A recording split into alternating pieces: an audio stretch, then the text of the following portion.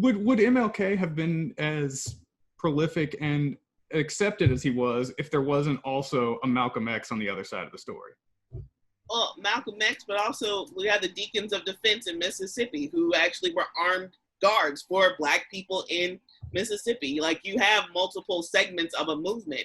And I think, too, we have to question some of the narratives that are coming out in terms of, oh my God, all this looting. There was a story that they stole all the Rolexes out of the Rolex store in New York City. Turns out Rolex is like, they smashed some windows. There was nothing was taken from the store.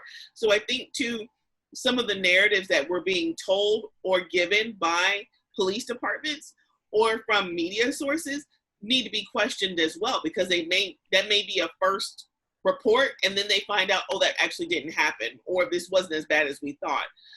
That also needs to be we need to interrogate our media sources as well, too. Right. This all goes back to, consuming news and looking at it from a critical and objective standpoint.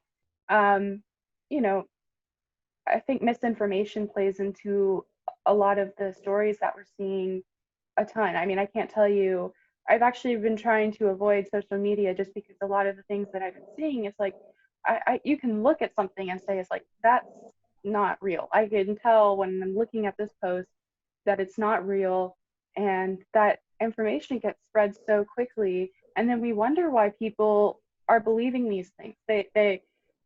It goes back to teaching people how to consume news and understand whether or not, when you're looking at something, how do you know if it's real or not? How can you tell if a story is real or not? How can you dissect things and say, this thing right here, I'm not too sure about that. That doesn't look right to me. And that's, I think, a skill that a lot of people don't have because they've never been taught, or they didn't care to learn. Or with people who are older, like my parents, my grandparents, your grandparents, and great-grandparents, they had 3 networks when they turned on their television at night.